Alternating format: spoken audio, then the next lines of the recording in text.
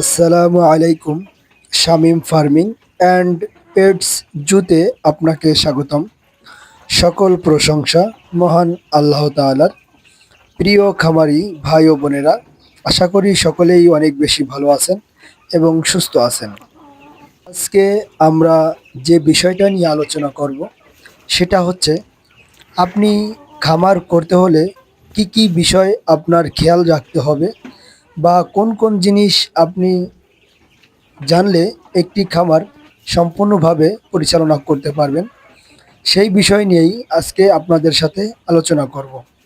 তাহলে কথা না বাড়িয়ে শুরু করা যাক আজকের মূল ভিডিও। প্রথমেই আপনার জানতে হবে খামার ম্যানেজমেন্ট সম্পর্কে। এই বিষয়টা নিয়ে যদি আমি আলোচনা করি তাহলে 2 ঘন্টা কেটে যাবে, কিন্তু আলোচনা শেষ হবে না।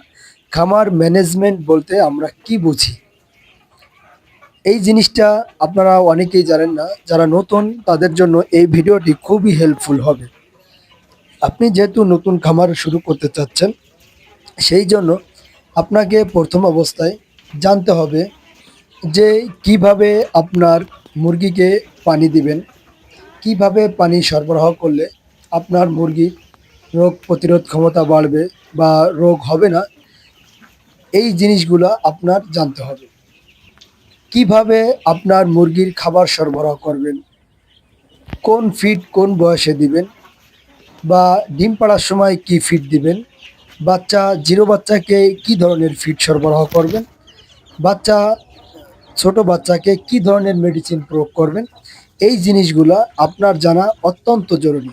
এই জিনিসগুলো যখন আপনি জানবেন, বা যখন বাইরে বৃষ্টি হবে, ঠান্ডা আবহাওয়া থাকবে, তখন কি ধরনের মেডিসিন চালাবেন বা কি ধরনের মেডিসিন চালাতে পারবেন না, খামারে কিভাবে আপনার বায়োসিকিউরিটি মেনটেন করতে হবে, কিভাবে পর্দা টানাইতে হবে, এই যে যে সকল জিনিসগুলা, এই জিনিসগুলো অবশ্যই আপনার মাথায় রাখতে হবে, অবশ্যই আপনার জানা দরকার। আপনি যদি একজন খামারি হয়ে থাকেন, অবশ্যই আপনার এই জিনিসগুলো জানতে হবে, তাহলেই আপনি একজন প্রপার ফার্মিং করতে পারবেন, এখান থেকে সফলতা অর্জন করতে পারবেন।